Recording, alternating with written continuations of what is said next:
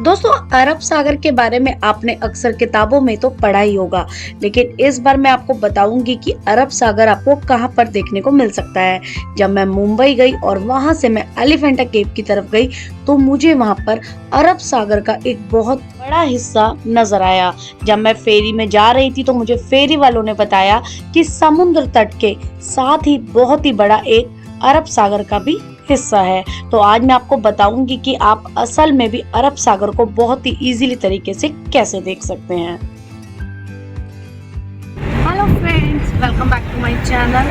और आज मैं आप लोगों को लेकर आई हूँ मुंबई शहर। और मुंबई शहर में मैं आज आपको बताऊंगी कि कौन कौन से एक्साइटेड प्लेस आप लोग विजिट कर सकते हैं, यहाँ पे घूम सकते हैं। और अभी मॉर्निंग के 10:30 हुए हैं, हम लोग निकल गए हैं टैक्सी में।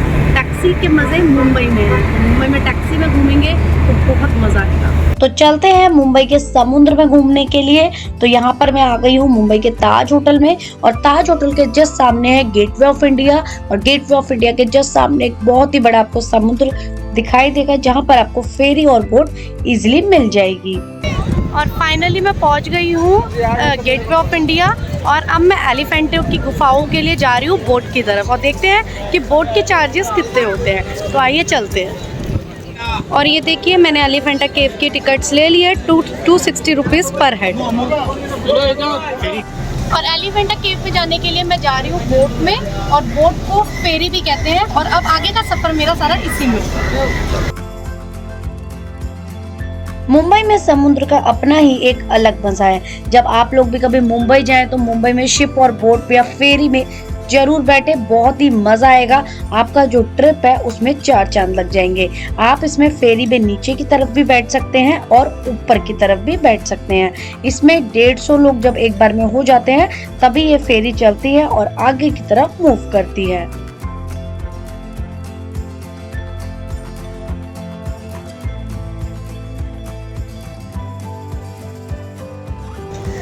और अब मैं फाइनली आ गई हूँ शिप के अंदर, और आप देख सकते हैं समुद्र के बीचों बीच में खड़ी हूँ। और काफ़ी सारे लोग हैं जो एलिफेंटा केव देखना चाहते हैं, क्योंकि वो जो गुफाएं हैं वो देखने लायक है। अगर आप उस जगह पे जाएंगे तो आपको ऐसा लगेगा कि आप किसी डिफरेंट जगह पर आ गए हैं। आप पूरी ज़िंदगी के मज़े ले सकते हैं। तो आइए अब देखते हैं कैसे बोट चलेगी। मैं तो खुद ही पहली बार आई हूँ मुंबई, और पहली बार मैं समुद्र के बीचों बीच आई हूँ। ये सिर्फ मैंने फिल्मों में देखा था, और आज मैं इसको रियल लाइफ में जी रही हूँ, तो बहुत ही मज़ा आया।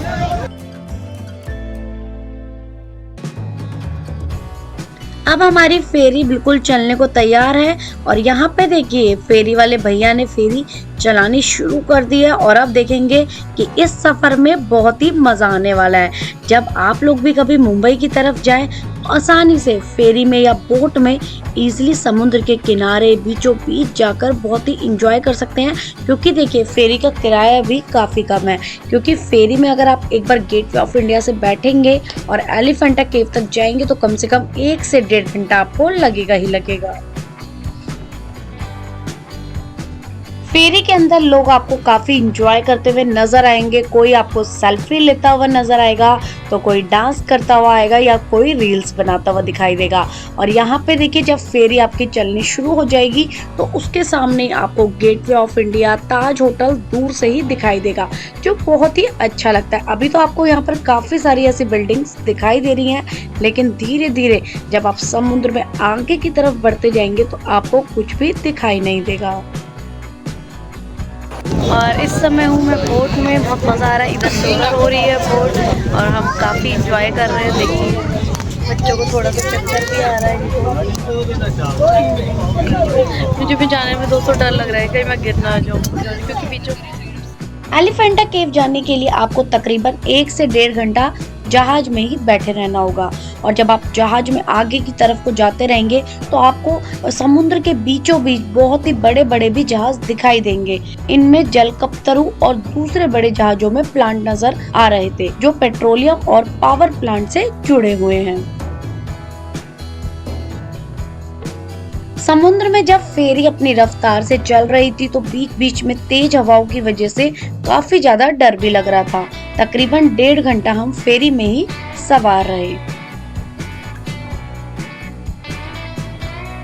और फाइनली फाइनली मैं जा रही हूँ एलिफेंटा केव, शिप के अंदर हूँ। बहुत डर लग रहा है, शिप इधर से उधर हो रही है, खड़ी हो रही है, तो ऐसा लग रहा है क्योंकि चारों तरफ समुंदर ही समुंदर है और ऐसा लग रहा है कहीं मैं गिर ना जाऊँ, तो इसलिए भाई बहुत डर लग रहा है, स्कैरी है, पर मज़ा भी उतना ही आ रहा है।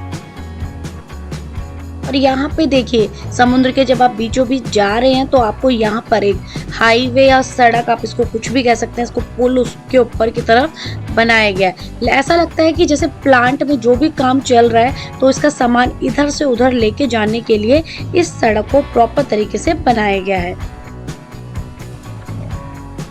और इस तरीके के शिप आपको समुद्र में बहुत सारे दिखाई देंगे जिनमें अक्सर काम होता रहता है। और यहाँ पे आप यकीन नहीं मानिएगा कि इसके समुद्र के नीचे भी बहुत ऐसे लोग होते हैं, वर्कर्स होते हैं जो काम कर रहे होते हैं। और इस समुद्र के बीचों बीच आपको कई तरीके के ऐसे बोट्स मिलेंगे। देखिए जगह जगह पे जा रहे हैं क्योंकि यहाँ पे जब लोग घूमने के लिए आते हैं या लोग यहाँ पे जो भी रहते हैं तो घूमेंगे तो आपको अलग ही मजा आएगा। मुंबई का समुद्र पूरा अरब सागर की तरफ से घिरा हुआ है।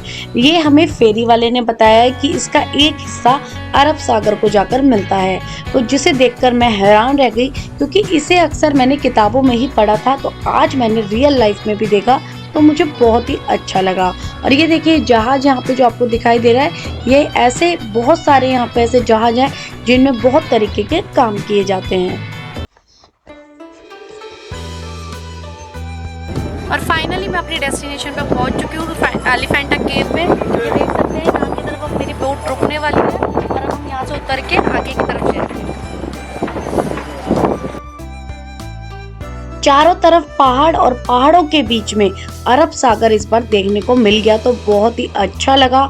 और मुंबई का समुद्र आज देख के बहुत ही मजा आ गया। और जब आप लोग भी कभी भी आए तो इस फेरी में जरूर बैठे और एंजॉय करें, बहुत ही आपको अनोखा अंदाज फील होगा। तो ये था मुंबई का खूबसूरत अरब सागर, देख के आप लोगों को काफी मजा आया होगा। अब नेक्स्ट एपिसोड में मैं आपको दिखाऊंगी एलिफेंटा केव्स कि कैसी हैं एलिफेंटा केव्स की गुफाएं और क्या है वहां का रहस्य। तो बने रहिए मेरे इस एपिसोड में और जल्द ही लाएंगे न्यू एपिसोड। तो तब तक के लिए बाय बाय।